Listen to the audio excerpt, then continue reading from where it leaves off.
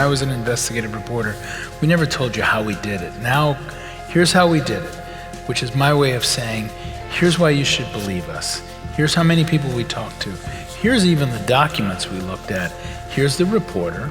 Here's everything. I think the more transparent we are, which seems easy and obvious, but boy, we sucked at it until like 4 or 5 years ago. The more transparent we are, I think people will believe us if they see how we do it and if we're relentless in showing them.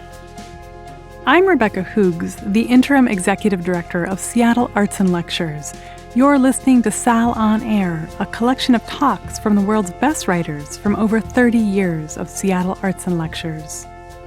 This conversation was recorded in March of 2019. Dean Baquet, the executive editor of the New York Times, and Jim Rainey, an award-winning reporter with the LA Times, spoke with hometown hero Timothy Egan about the importance of investigative journalism and the path forward for media in this political era. These veteran journalists discuss how investigative reporting has changed over time and what audiences expect and demand from the media today. They share challenges that reporters face when reporting from the field. We allowed ourselves to become mysterious, Dean Baquet says. As a result, people saw us as elites in an ivory tower. Jim Rainey agrees, adding, "When we go out now, it's not just what we write, it's how we conduct ourselves, how empathetic we are, and so, I think correctly, we have a lot to prove." These reflections set the tone for a lively conversation about transparency, credibility, and truth. With wit and honesty, they shine a spotlight on what the media can and should do better in an era of disinformation. They look to the future of newspapers, from print journalism, here to stay, they insist, and paid content, to podcasts and interactive digital storytelling. They also discuss ways in which journalists, young and old, mentor each other today. This is Sal on Air.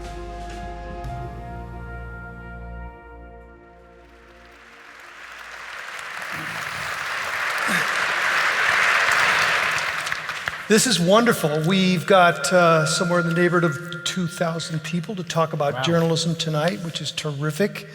I want to thank everyone here at SAL and Ruth and Rebecca and my friend Sam and Dean for coming all this way. What a great, wonderful thing to do that. And Jim on last minute notice showing up. We're going to try to cover a huge range of topics in our short time, and then we're going to take some questions from the audience. Not all of them are earth-shattering, but most of them are.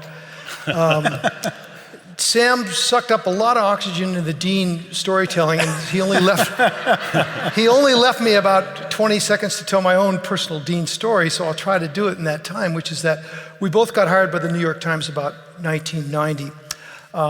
I went to the Metro desk in New York, and I was surrounded by Ivy Leaguers, Princeton, Harvard, Yale, some of them even wearing bow ties at all hours. And I met Dean. I was from the University of Washington, a proud dog, and 7 years of college, and I was from, as they still say, out west. And I met Dean, and he was the rarest of New York Times creatures. He was a college dropout.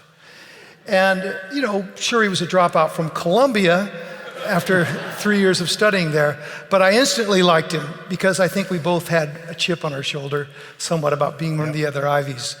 Jim, I've just met tonight, so I can't say anything good about him, but I hope at the end of the evening I will. So let's get to it, gentlemen. I'm going to give you both, one more thing I just want to make clear to the audience. I still write a column for the New York Times every other week, but I don't work for Dean. Right. He's on the news side. I'm on the opinion side. I could tell Dean to go tie his ears to his shoes right now, and he couldn't touch me. That's true. So we have separation of church and state on opinion and news side. I'm going to give you guys somewhat of an easy opening question here. I want to hear what your daily news diet is like. What do you consume every day as you go into your working day? What do you read? What do you consume? And how has that changed recently over the years? Shall I go? You better go. It's changed dramatically. When I started in the newspaper business, you literally, I remember being a reporter in Washington, and you would read the Post, you would read the New York Times, you'd read the Journal, and you would sort of read them in print cover to cover. And now I read the New York Times on the phone and the Washington Post on the phone before I go to bed. I wake up in the morning and I read in print. I'm still of that generation. And then I sort of scurry through a lot of websites that didn't exist when I started, right? I have a look at BuzzFeed to see if they've done anything interesting. I look at The Guardian to see if they've done anything interesting, particularly internationally, which obviously you couldn't have done when I started. You now get, if you sign up for them, tons of newsletters, and a lot of newsletters, whether it's Mike Allen's newsletter and other political newsletters that sort of drive your day. They're almost like a collection of little newspapers, and that's sort of how you start the day. And the one thing that I will add that's hugely different in the era we're in is I just describe sort of a morning, but actually you do this through the day. Right. I mean, the news does not, it's no longer the scheduled, my morning read, my night read. You read and watch throughout the day. And we in the newsroom now, we have these large television screens and we keep the networks on. And you just have to keep on track of stuff throughout the day. Jim? So I'm at NBC News, and I work for the national website for NBC, and I tend to be, we're all, on our phones all the time now. I'm totally driven by the news feed that comes over, frankly, on Twitter and on Facebook. I get the New York Times on Sunday. I get the LA Times in print at home. But really, I'm probably like a lot of consumers now, and maybe not always to the good. I rely on my social networks to feed me a lot of stuff. So sometimes I'm reading the New Yorker, which I do get, luckily, in print, but sometimes I'm reading a 6,000-word profile in the New Yorker, but I'm reading it on my phone because somebody who's a Facebook friend linked to it. So it's kind of a crazy world compared to, we started at roughly the same time, when everything was wake up, read the paper, and then because I'm at NBC, we've got MSNBC on all day long, and we've got the nightly news comes on, so I get a fair amount of that at work. I use the one thing that's changed for me in the last year, I use social media a lot less. Yeah. And I don't know whether that's healthy or not, but I found it. You mean, when you say use, do you mean consume social media? Yeah, I don't. Right. I rarely look at Twitter. I don't tweet. I used to be active on Facebook. I'm not at all anymore. I find it, to be frank, I find it dominated by the same voices, and I find some of it toxic. And to be frank, I have the luxury of having a newsroom where I can luxuriously say I don't tweet because I have a newsroom of 1,600 people and probably 1,599 of them tweet. So I can sort of get away with that. That goes to the question I was going to ask later on, but let me just jump into it. Do you think journalists should tweet? Do you encourage your... Yes. Oh, yeah. Yeah. Yes, absolutely. Because a lot of opinion, leaches into tweets. It's just almost inevitable. I think we should be, and this is controversial in my newsroom, I don't think journalists, on my side of the house, the news side of the house, I don't think journalists should tweet their opinions. And I don't think they should tweet anything they could not say in the news pages of the Times. But you could tweet about avocado toast or something. Yes, of course. Yeah, yes, okay. yes. But I think that you should be connected to the readers. I think you should be in touch with the readers. I think you should be in and of the world. So I want reporters to do it. I think it's a little bit less important that I do it. A lot of people would disagree with that. I want them to tweet. I think there have got to be rules, which sometimes makes them uncomfortable. But no, I want them to be in the world. Twitter's gotten an awful lot of people in trouble, though. Yes, that's right, including people in my newsroom. Right. Yeah. So I'm going to switch subjects because our time is limited to go to one of the elephants in the room here. I want to quote the late Russell Baker, great New York Times columnist who just died a few months ago. He talked about a particularly bad period in his life when he was covering Washington, D.C. And he described Washington, D.C. reporting as this way: it's just waiting for someone to come out and lie to you. And so maybe things haven't changed. Things are so different now. I was just going to say, and that's We're in a completely different era. you're stepping on my transition, Dean. That's my transition, dude. Okay? So I was going to say, I mean, for all the lies of the Trump era, maybe things aren't that different. So I want to get into this. The Trump era presents both of you on this stage with real challenges as a journalist. One of them is whether to call the President of the United States a, quote, liar in the body of a news story or in a headline. Dean, you said in 2018, according to one reporter, that we shouldn't use that word very much because it would lose its impact. Yeah. Can you guys address this? Do you want to go first? Yeah, I think Dean, well, I'll let Dean speak for himself. If Marty were here, I think Do you want to pretend like you're Marty right now? So you all know that Dean and Marty have a few differences. I'm going to try and I worked with both of them at the LA Times, both terrific journalists to work with. And one of the things that Dean and Marty have had some fun about is the Washington Post. Probably have a lot of readers here. You know their new expression of the last couple of years is democracy dies in darkness.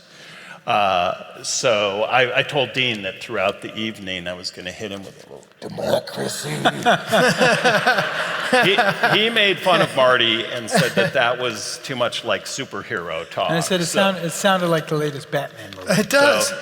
Democracy does. I threatened Dean I would do that all night long. But yeah, I think it's the most disturbing thing to me and the most difficult thing about working in this era is that really hearing that we're enemies of the people is just, not very pleasant. And I just work with people who are so committed to trying to tell the truth, to trying to tell a good story. I've been to Iraq to cover the war there with people who I didn't personally feel like I was risking my life, but I certainly was with colleagues, and including a lot of Iraqis who risked their lives so that Americans would know what was really happening there. And so to have the leader of our country, the leader of the free world, kind of with a broad brush, condemning all of us in this way. And we can get into this more, but he's someone who certainly has used the press to his advantage over many, many years. And it really just is so wrong and so unfair, inappropriate. But I'm sorry to interrupt. Yeah. Would you, as an NBC reporter, if you knew it for a fact, call him a liar in our news report?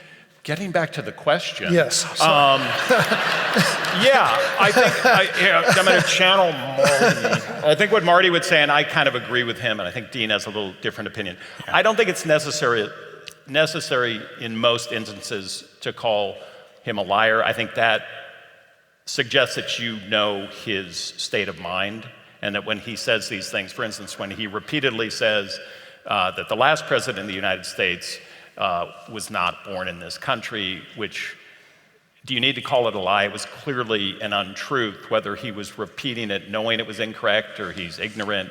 It was patently obvious. To call him a liar, I think the New York Times eventually did say that was a lie, probably appropriately. So I don't think it's as important to call him a liar as it is to fact check him and to make it clear, which has happened, as we know, by the Washington Post count thousands of times when he says things that aren't true. It's more important to say it's untrue. To say whether he lied, what his state of mind is, I don't want to get inside his mind. I don't think we need to get inside his mind. But clearly there are a lot of untruths coming out of the White House and out of this president's mouth, and it's unfortunate. So as long as we say it's untrue, whether it's a lie, to me it's not important. I thought it was important to use the word lie. We used it. We used it, and and I'll tell you why we don't use it all the time. We used it in a case in which I think it was just clear. There wasn't a debate over the scale of it, and what it was even before he ran for president, Donald Trump said, not only did he say he didn't believe Barack Obama was born in the United States, he actually said he'd hired private detectives, and they were finding interesting things. And then at the height of his candidacy, after he won the nomination, he suddenly said, okay, I accept he was born in the United States. I just think that clearly was a lie. It meant that he did not hire private detectives, they'd not found anything interesting, and he had perpetuated an important lie. I thought in that case, we did it in the headline, we did it on the front page. I've done it once or twice otherwise, The reason I don't want to use it a lot is because most people don't even remember the story where we use the word lie. And what I don't want is for every time we use the word lie, for everybody to get excited and say, the New York Times used the word lie, and forget what the story was about. That's why I think it should be used rarely.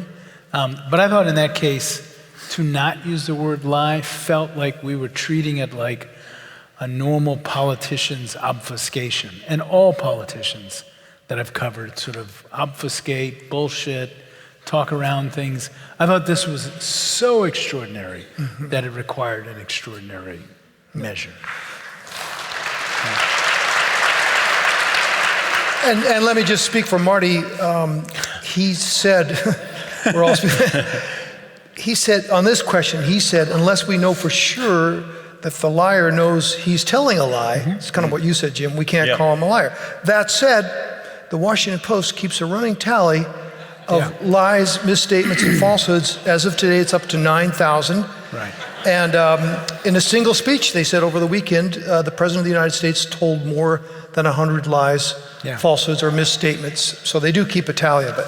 Now, he's on a roll. A related question on this thing. There was a great piece in the New Yorker recently by Jill Lepore, and she said, quote, "The Trump administration has put a lot of people, including reporters and editors, off their stride. The present crisis, which is nothing less than a derangement of American life, has caused many people in journalism to make decisions they regret or might yet regret." Gentlemen, any regrets? He has thrown us off our stride. I think that's right. I think that we had,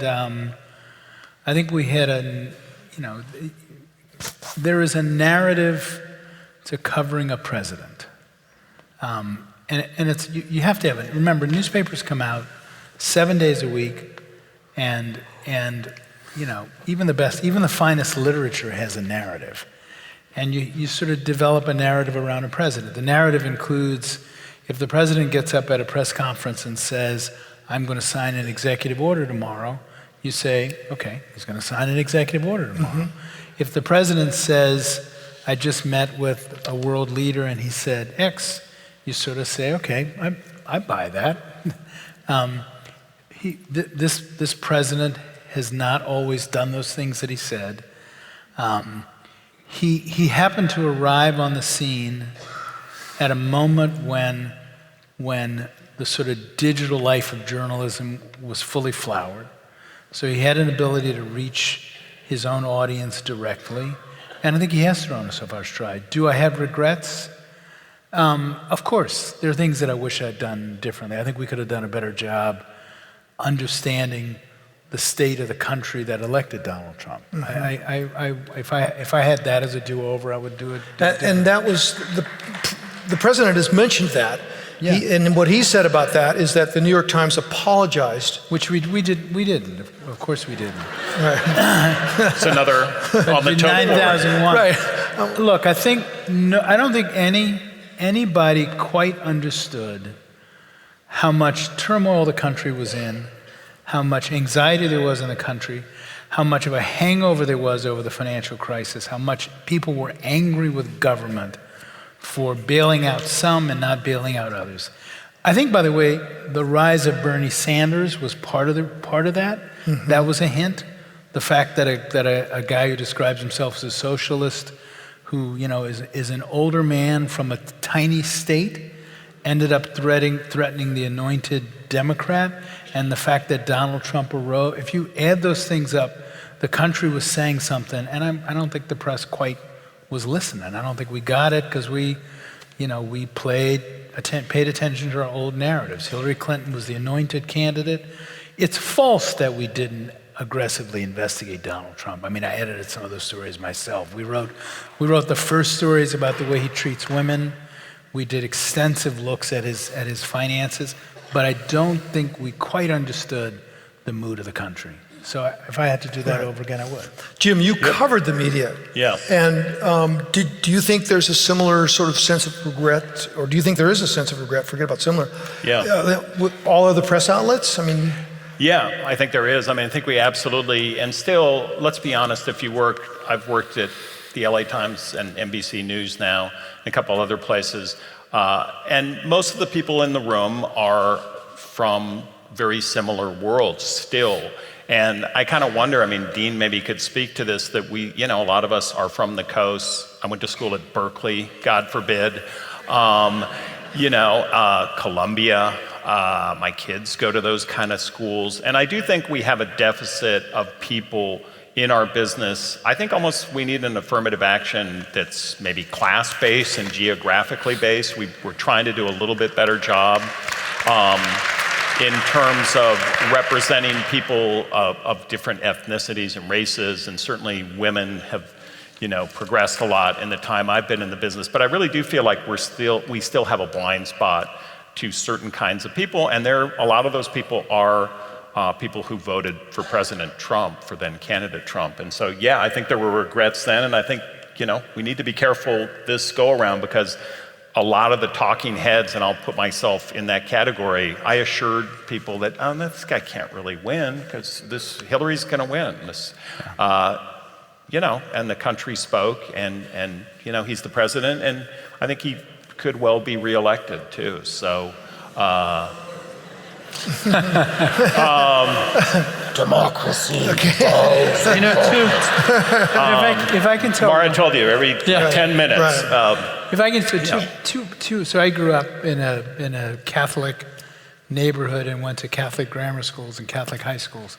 And a few weeks ago, my high school honored me. So I went to an event in Atlanta, and a group of us sat down together at dinner before. These are guys I had not seen since high school.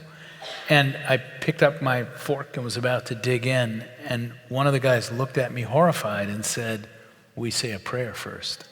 And I put the fork down, and I thought, oh my God, this is the way I grew up. But I forgot. I've lived in half a dozen cities since then.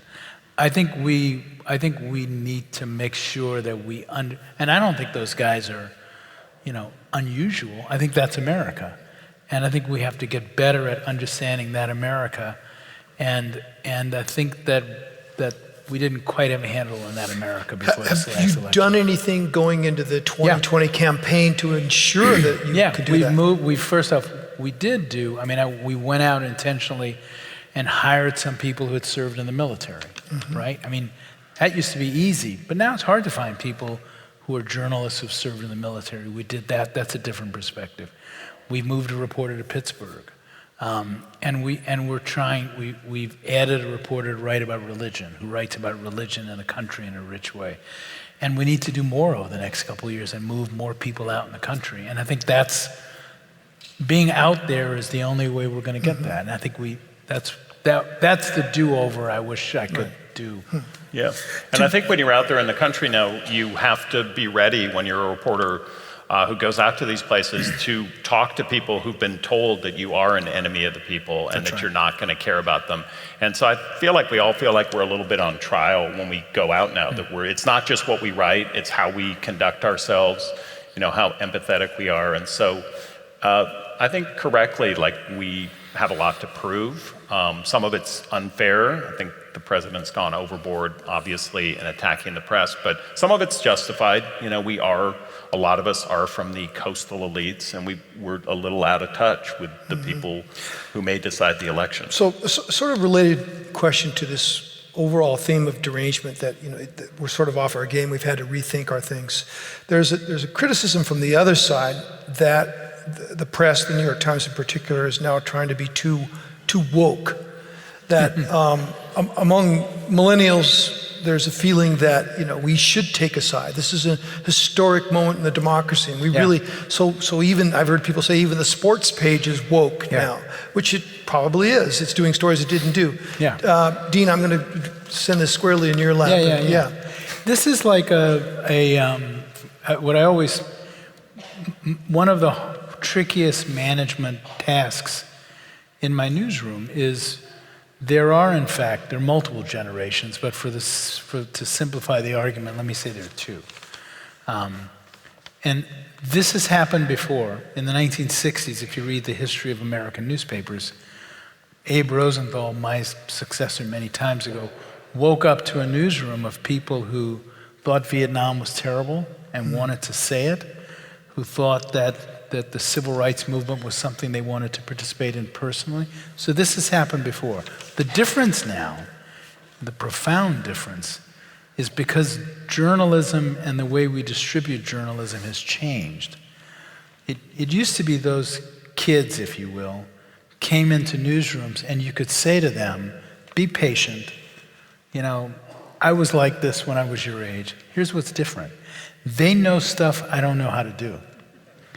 They grew up in a world where news was distributed on the phone. They think about stories differently. They see the world differently. I need them.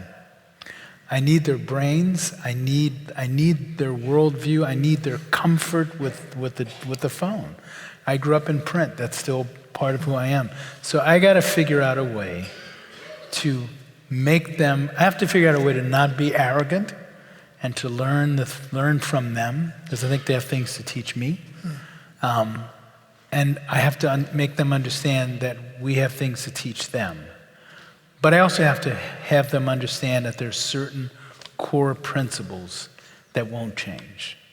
There's a lot we should change, and I would be a moron if I said, be like me. But there are some core principles. One of the core principles is we're independent. Another core principle is we have independence from the opinion side of the house. And we believe in that. I think it gives us more power. I think it gives us more authority.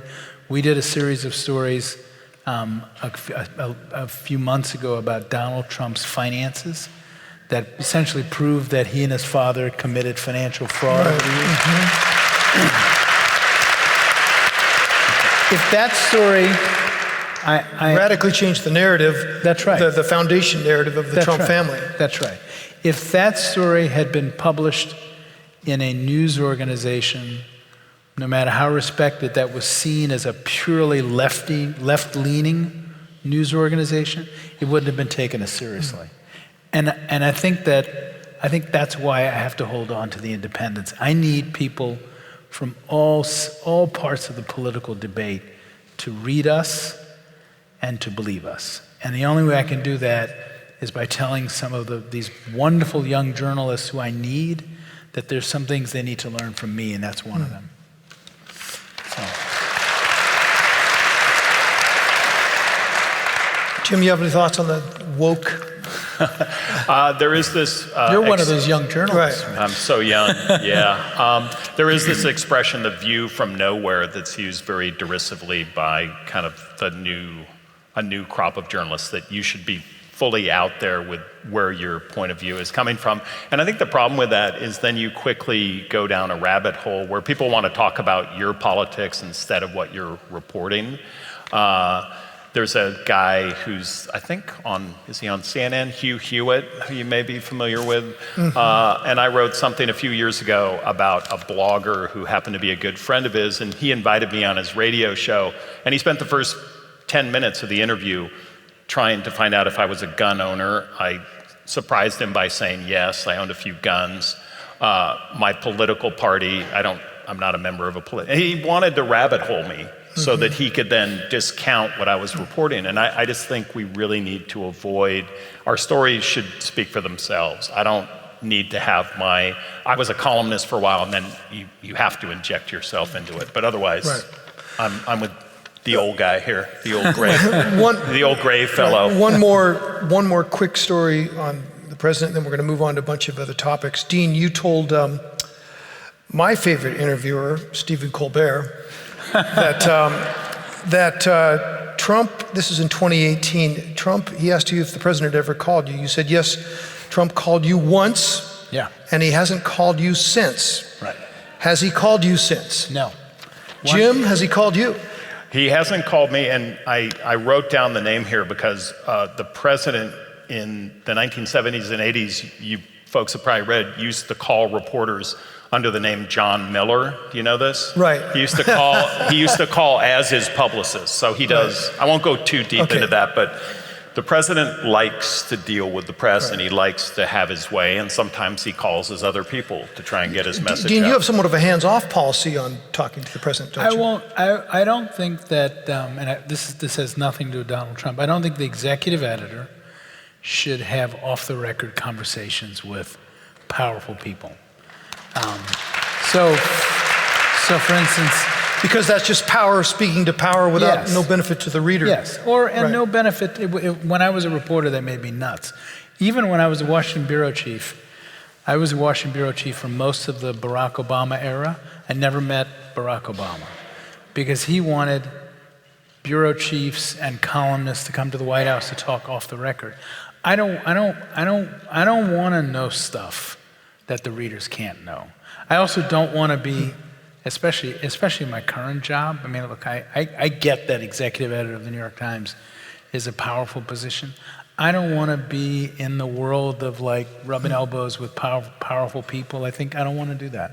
You can see one of, I'm sorry to be personal. You can see one of many reasons why I liked Dean back when I met him in 1990. He hasn't changed much. So I've been really fascinated how the New York Times in the last, well, under your editorship, I'm not sure when it started, has been going back in history and running obituaries Yeah. of people who were forgotten. Yeah. They may have been overlooked because of race. They may have been overlooked because Yeah. their achievement didn't fit the context of the times. Yeah. They may have been overlooked because they weren't powerful and poor. They may have been overlooked because they were gay and there was a mark against Yeah. them. Whatever. But it's really interesting to me, as someone who loves Yeah. history, to read these things Yeah. now. My question is not to give you, praise on that, which although I do, it's to have you thought of stories that you've missed. I mean, the New York Times famously missed the Holocaust. Yeah. But so did everyone else. Yeah. The Gene Roberts, who was the managing editor of the New York Times when I was national editor, he said something profound in an interview. He was asked, "What's the biggest story the American press missed?" And he said the American press missed the story of the migration of black people from the South to the North, which is probably one of the most profound moments in American history. They missed it because there was nobody in newsrooms who had relatives who were migrating. I think that's a huge story we missed. I think that, use the example of the Holocaust. I think we miss, and we're better at it. I should say one thing. Journalism is significantly better than it's ever been. I honestly believe. There are some giant holes which we should talk about. I think local journalism is in crisis.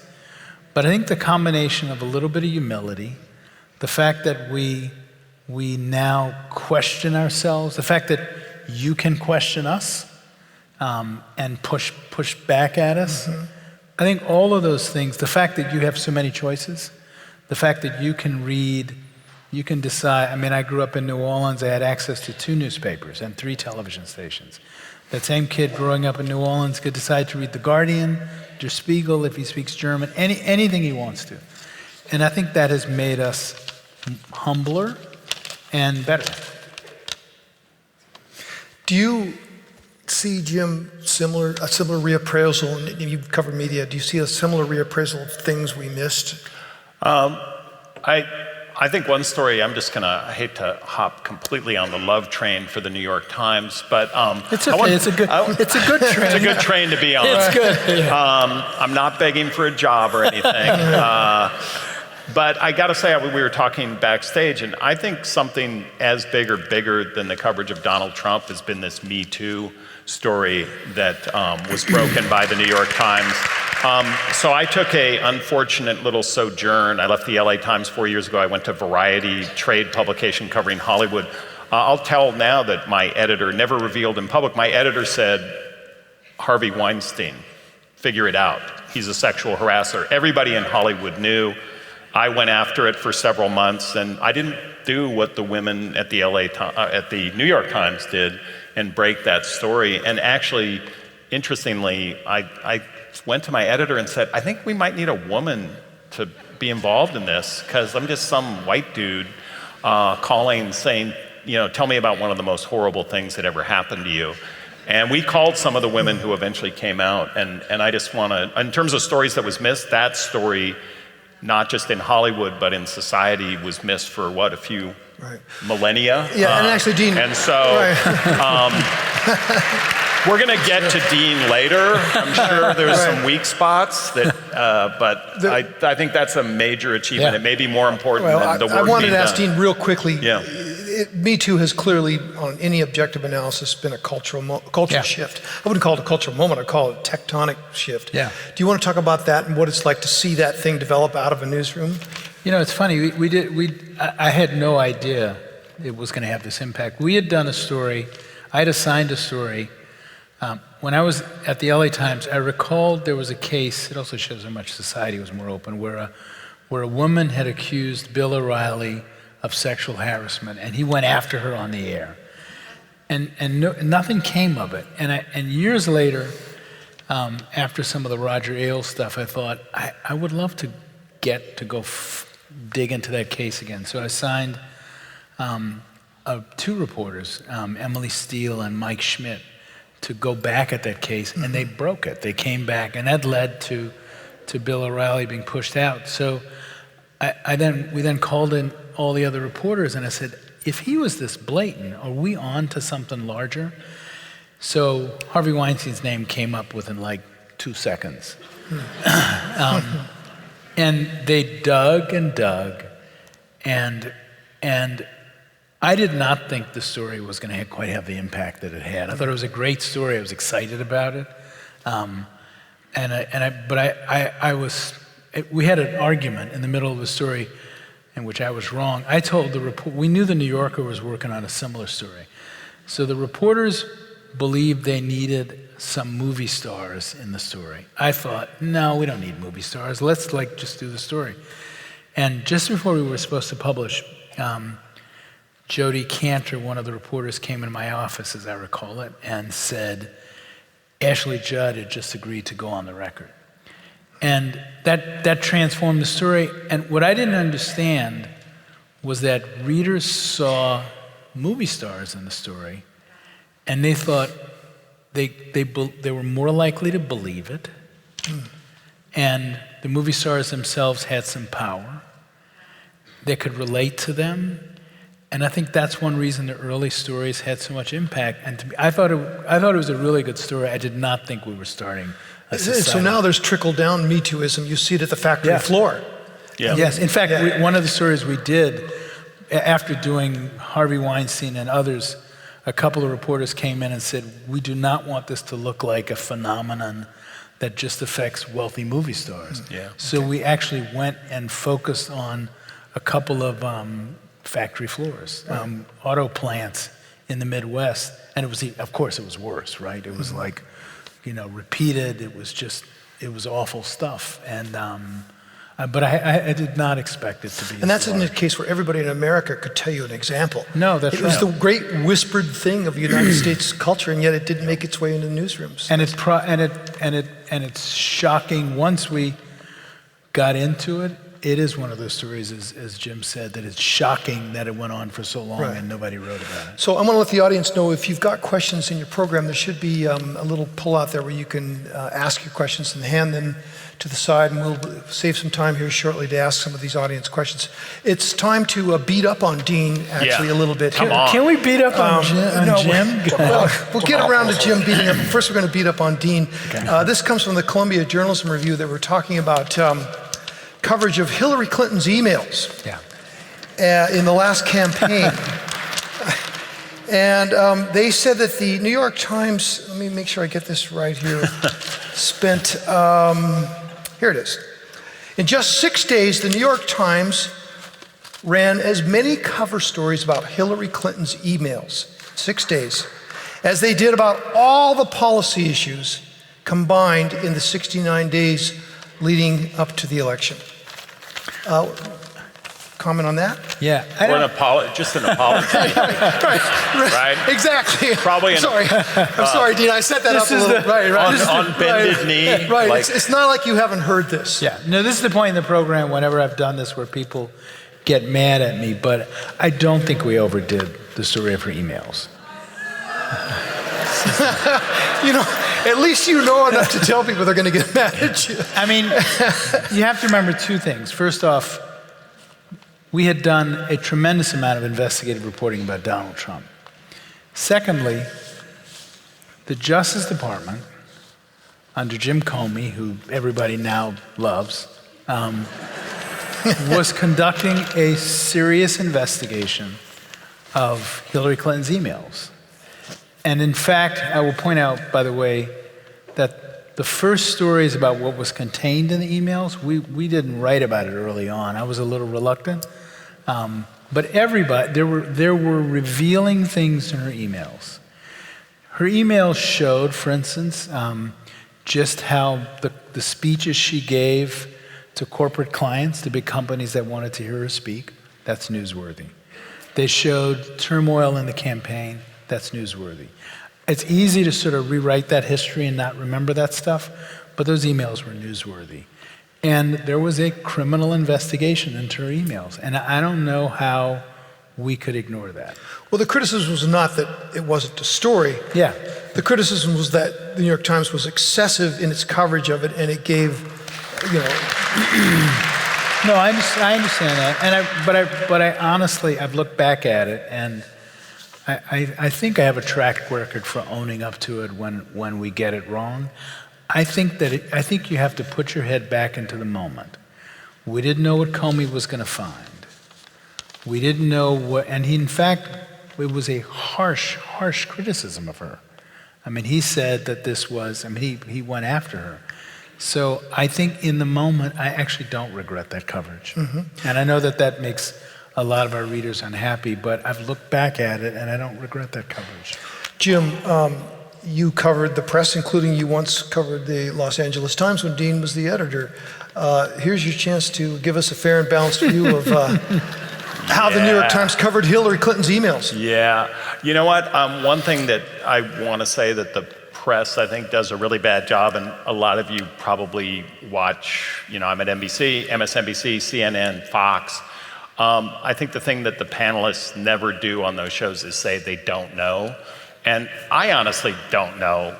I mean, I hate to punt, but I honestly don't know about Hillary's emails. And I think the thing that a lot of you have problems with is that the timing of this coming as it did, not the coverage, but a lot of the revelations late in the campaign. And it just seemed to completely distract from a lot of other things. That's sort of politics. Maybe that's another story. But I don't have an up-close view of what the New York Times did. And I'm really not punting because I'm scared of Dean. I'm not scared of him anymore, but I'm gonna punt on that one. Let's talk about Facebook for a second. Pew in 2018 found that 43% of Americans reported getting some of their news through Facebook. This at a time when there were that inflammatory emails from Russian bots or from Russian agents themselves reached 143 million Americans. I'm going to sort of bias by asking this question, but how much of a threat is Facebook? I guess I should say, is Facebook a threat, but how much of a threat is Facebook? I don't, I'm not convinced that Facebook per se is a threat. I think that people have used Facebook for evil purposes, obviously, including the election. It's hard. On the other hand, it's an entity that has allowed people to communicate with each other and find each other in extraordinary ways. I think we're in a moment in society where there is a full-bodied understanding and realization that these platforms have a tremendous amount more power than we understood, and that we've given them a lot of information and a lot of power, and more than we understood probably. But I also think that the reckoning for people, for the country, is we also got a lot in exchange. And I think that I think we're in the middle of a very important debate, and as like all important debates, we should have had it 5 years ago, which is, are we willing to, give up the things we gave up and give them the power they have now in exchange for the benefits that we got. And I don't think the countries, I think that's a very sober and compelling debate. And I don't know what the answer Facebook is. has hired in excess of 1,000 people, they say, for fact-checking for the upcoming presidential election. Do either of you think that if hiring 10,000 people to fact-check could keep Facebook from being, quote, a disseminator of toxic information, as one critic said? There have also been mass killings because of toxic Facebook community. I mean, I have to push you a little bit on this because it's more than cat videos, as you know. I'm not. I mean, I said myself, I try to stay away from the platforms because I do find them often toxic. I think it's a great step that they've hired fact checkers. I think it's a great step that there's an understanding. I mean, the most profound thing that's happened is that Facebook, and particularly Facebook, has accepted that it's not that it has an editing function, that it has an editing role. They denied that for a long time for a variety of reasons, including legal reasons probably. I think owning up to the fact that they do have a role in disseminating information is a big deal. It's important. I think they're learning that's a hard thing to do. I'm not in the position. Maybe my news chops keep me from being too condemning. But society has gotten a lot of good from the platforms, and I think society has not stopped and said, "Wait a second, let's figure out what the balance is." And I think that, to me, is the largest story of the next couple of years, is that debate. You get a lot of, you get a tremendous amount of value from being able to connect with your friends. You get a tremendous amount of value from being able to buy things through the platforms, and it's more convenient and it's easier, and you give something up to get that. And maybe the country needs to just have a debate about that balance. Okay. Jim, you have a view on that?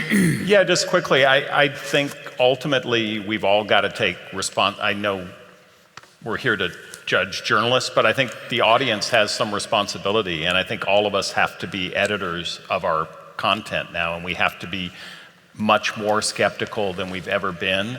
And when we find things on Facebook, we need to trace them back to the original source. And there's a thing called the News Literacy Project, which a guy named Alan Miller, who Pulitzer Prize winner from the LA Times, started. He's now out all over the country in his project in middle schools and high schools, teaching young people how to look at content and how to judge it, how to trace it back to the source, to know what's verifiable and what's not. And I think we've all got to take some responsibility as content consumers. Okay. Yeah. So this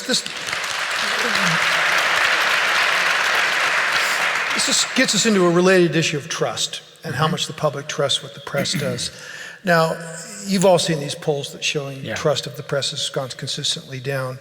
Now, let me just say as a caveat, when you ask people what they think of the press, it could be everything from Alex Jones's InfoWar to the New York Times. So it's a really broad thing.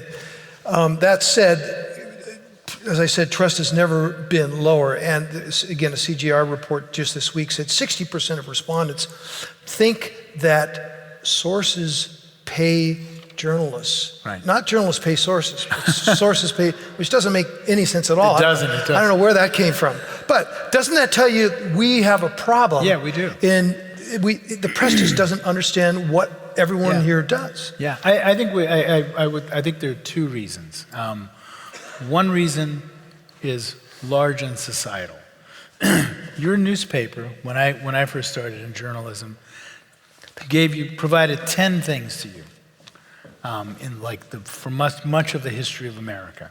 Of those 10 things, 8 weren't controversial at all. It told you whether you needed an umbrella. There was no Weather Channel. It told you whether your local team won and how they won. It told you whether your high school team won. It told you, whether the stock market was up or down. It let you know if you wanted to buy a truck, where to buy the truck. Those 8 or 9 things got taken away by the change in technology, leaving us with the stuff that pisses people off. Coverage of politics, coverage of government, all the benign stuff is gone. People hated their newspapers in 1959, I promise you. but they still needed to know whether or not to get an umbrella. Now, here's the part that's our fault. We allowed ourselves to become mysterious. We didn't connect to readers. We assumed they understood our language. We were a little arrogant. We said, trust us. We're the good guys. We didn't try to explain ourselves. We didn't tell them how many reporters we had out in the world. We didn't help them understand we're human beings with flaws, strengths, and we're struggling to cover a complicated world.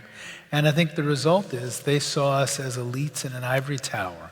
And one of the things I've tried to do, it's the reason I agreed to do this documentary that was a little scary, where we led filmmakers in the newsroom. I wanted them to see that Maggie Haberman, who covers the White House, is not somebody lives in a penthouse that she's like a parent with kids. I wanted people to understand how hard we work, how much we spend hours and hours trying to get it right. And I wanted them to see the faces of reporters doing work.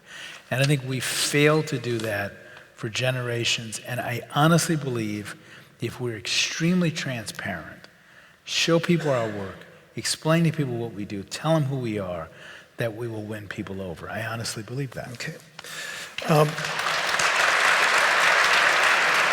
I'm going to start with Jim on this, so if you want to respond to that, you can still jump in at the very end. But I'm going to start with this. I'm glad to see he did it well. I'm glad to see some audience questions on this, because I had this on my list as well.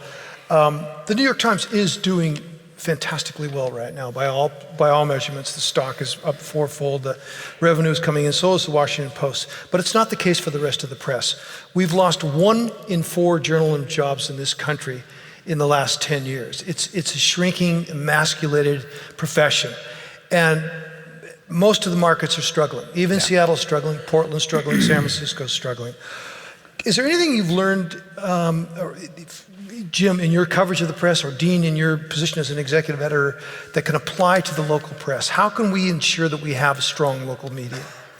I mean, this is the toughest thing at all. I think, the president's had a huge impact on the press, but I think, honestly, one of the last times I was in Seattle was to cover the PI closing down its print edition.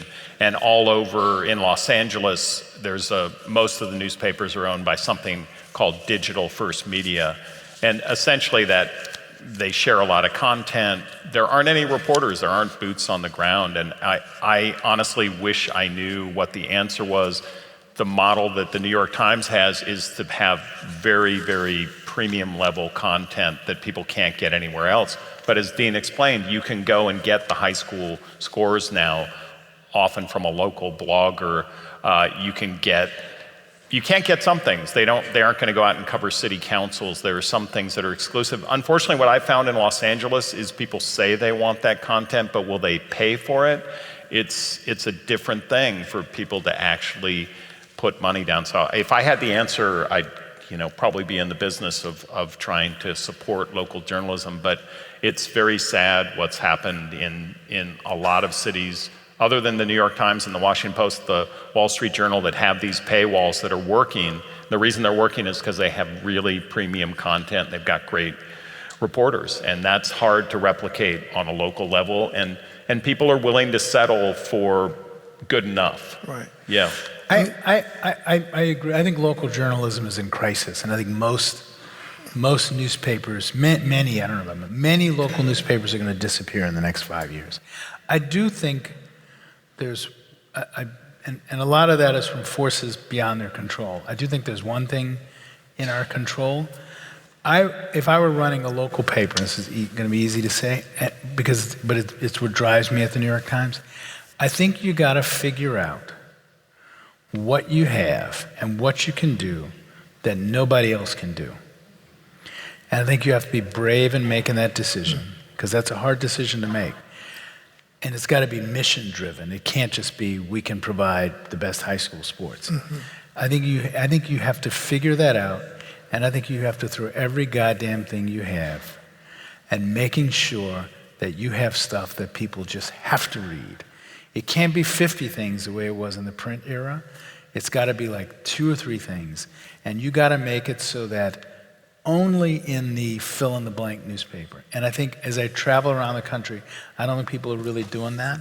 I think there's sort of short-sighted ownership, and I think people are trying to get the most clicks, so they're doing a little too much party, a little too much crime.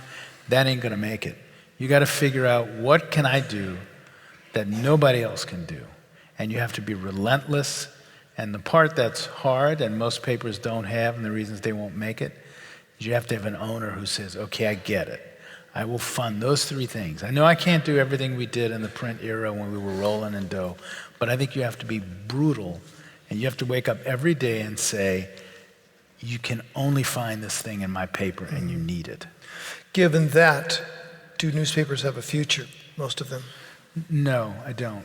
Unfortunately, I don't. I think first off, that's a very sad thing to hear the executive editor of the New York Times say, that newspapers probably don't have a future. I think a lot of them, I mean, some do, but a lot of them cut themselves too much. So that now we're in the moment when, if you want to do what I just said, their staffs are too small. A lot of them cut themselves too much. They have short-sighted, big chain owners who, to be blunt, are just trying to get the real estate, because newspapers had great real estate and great buildings. Get the real estate, strip them down. I think that it's. Now, all that said, I do think some things will be created for affluent communities. Somebody will figure out a way to cover, San Francisco. I hope it's the Chronicle, but even if it's not, somebody will figure out a way. That's a rich community. I'm more worried about Newark, Detroit. I don't know what the model is for covering schools in Detroit. Somebody will cover Berkeley and Stanford. I don't know what the model is for covering Wayne State. It might be the philanthropy model, NPR. It might be. Yeah, exactly. But you have to have a city where there's not a lot of cities have billionaires. Right. You guys have a lot of them. Probably a surfeit. But not a lot of cities have them. Okay, so our time is diminishing, unfortunately. We've had a couple questions from the audience. So I'm looking for questions that are similarity. People are asking about global warming and racism, how you approach the coverage of this, and whether there's adequate coverage. I think the New York Times has really done an interesting job on multimedia coverage of both those issues. You've got a lot of film on this right now. But let me just say, a lot of people think that readers don't care about these things, that they're big picture things that are sort of boring, but they won't give you any clickbait. They do though. I mean, when we do these dramatic visual stories that show, and we've tried to tell the climate change story in particular as a visual story. When we do these dramatic stories, or when we write this unbelievable essay by Wesley Morris about why Michael Jackson, what it means to him as a black man growing up in America, people, the audience for those things are huge. It's a myth that people don't want to read that stuff. If you tell that stuff right, people will read it. Jim, you're in the visual medium.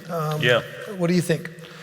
Could you do an exhaustive climate change story for NBC using, say, the fires in California? Yeah, I mean, you can, and actually the last story that I wrote that just published a couple days ago was, I think, if I do say so, if Dean could maybe pat me on the back, it was about a guy named Wally Broker, who was at Columbia. He was essentially the guy who named global warming, the first one to use that term in an academic paper, one of the foremost climate scientists in the world.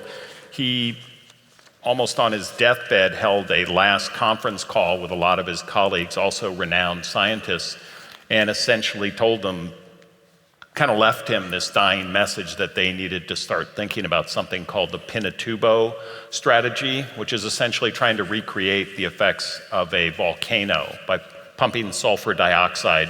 This is where we are, folks. Pumping sulfur dioxide as much as came out of the volcano at Mount Pinatubo in the 1990s. And I think it was, to me, kind of an amazing story. The guy that almost invented climate science, he died about a week after he gave this talk.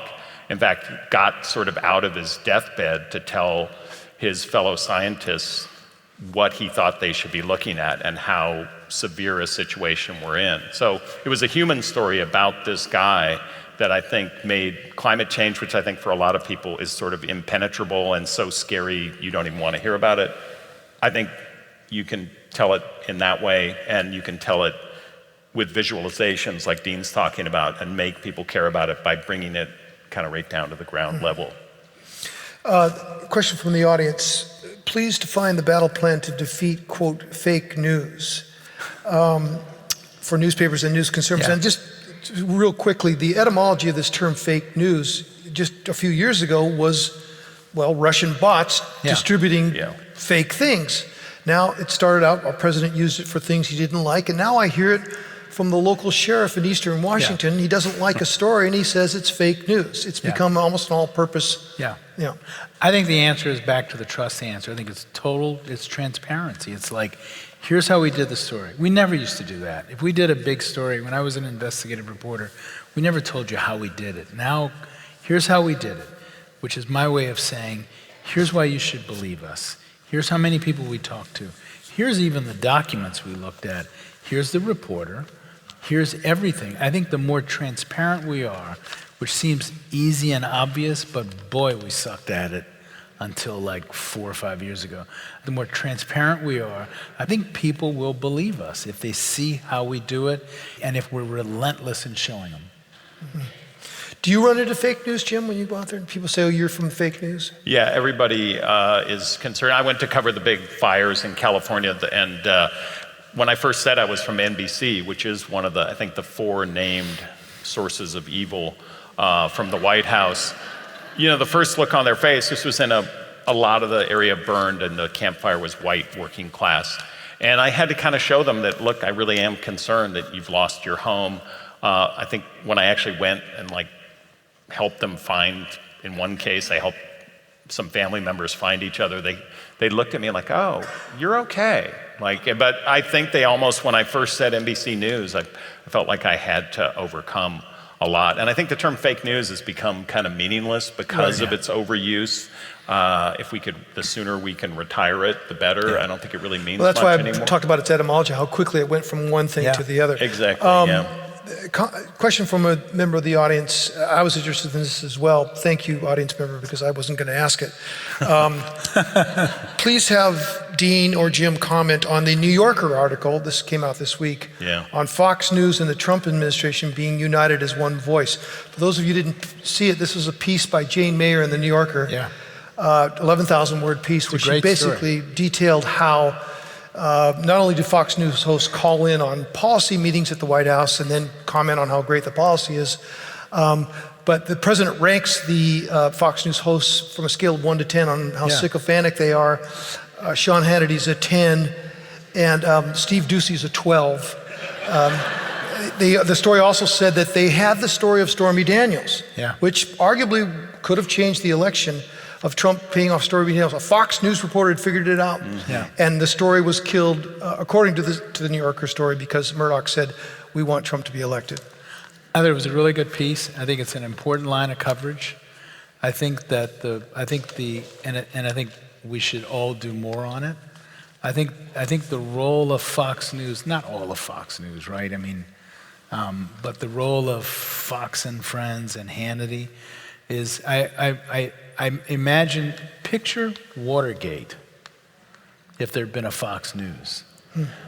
Picture Watergate, and if you go back and look at the histories, Watergate lasted years. Watergate wasn't like break in and it's over. 14 months. Yeah, picture Watergate with a Sean Hannity and a Steve Doocy protecting the president. It is a remarkable moment in American culture. And I think that was a great story, and I think it's worthy of more examination. Okay. I want to get a question here for the attorneys in the audience, and I know there are some. Thank you for coming.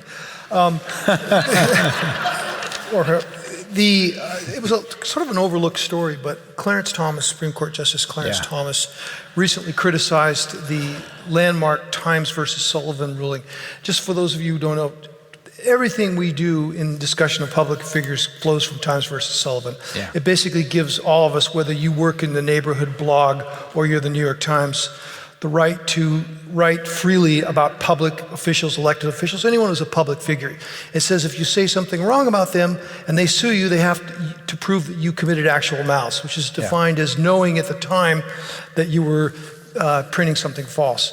Thomas says, and the president has said this as well, that Times versus Sullivan should get a second look. That would be frightening. The naive, the part of me that thinks it's hard for me to imagine John Roberts, and it's hard for me to imagine that protection will go away. Maybe that's because it's such a scary thought.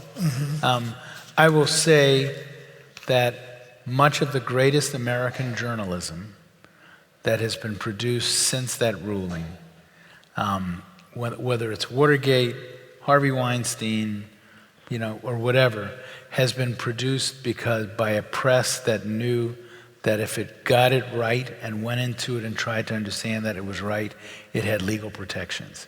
And I think if we lost that protection, I think it would be a crisis. I mean, whether it's the New York Times and the Washington Post and the network's coverage of Donald Trump and Russia, whether it's Harvey Weinstein, the thought that kind of coverage would be jeopardized, I think should make everybody nervous. And just so people, thank you.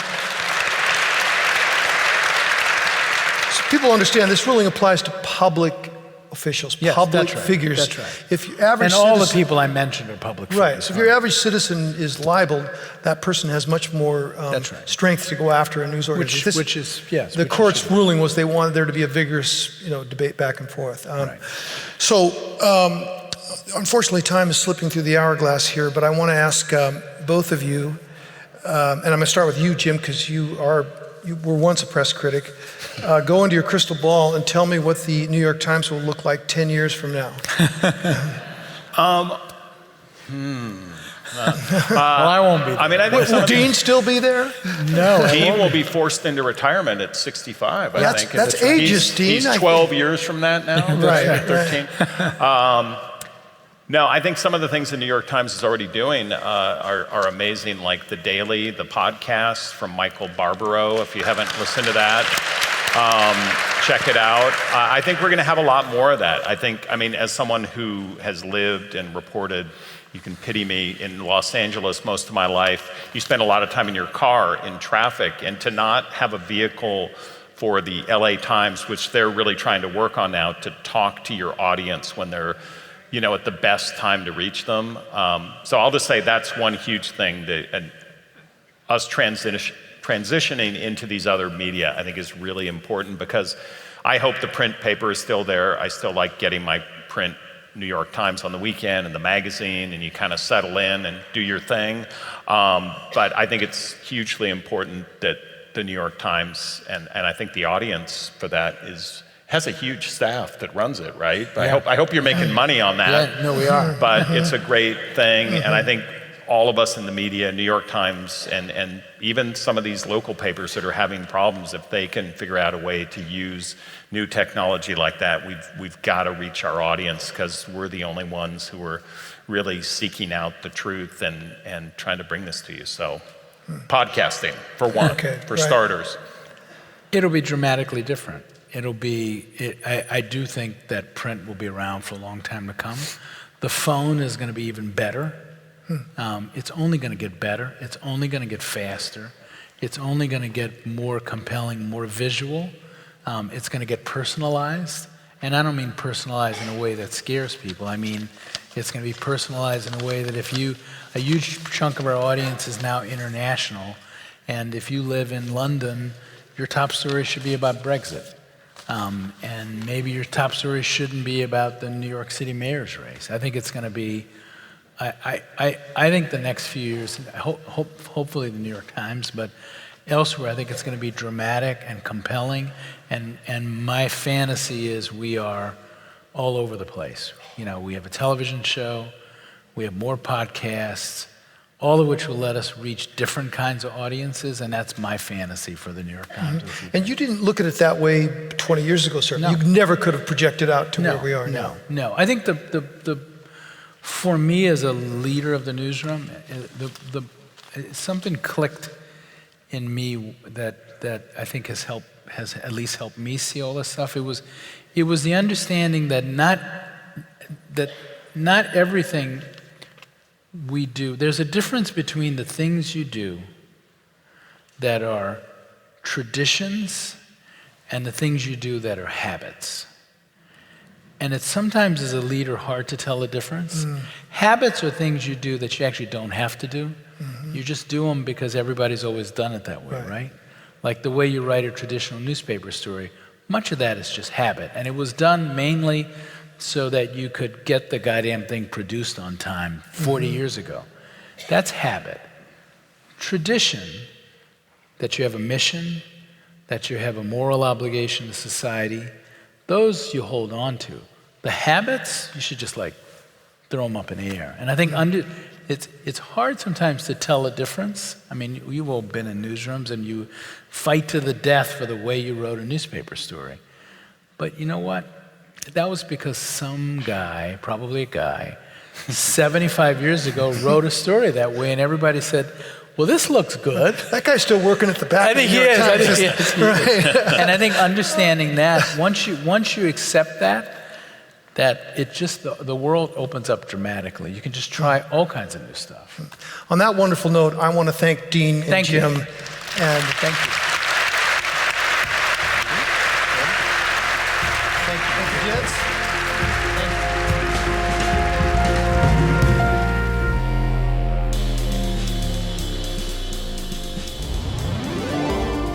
It was an honor to host Dean Baquet, Jim Rainey, and Tim Egan in March 2019 and to bring them back to the podcast today.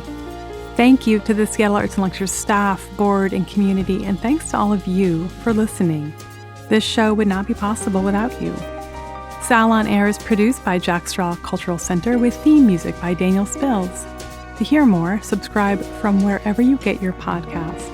And while you're there, rate and review us 5 stars so that more people can enjoy Sal on Air.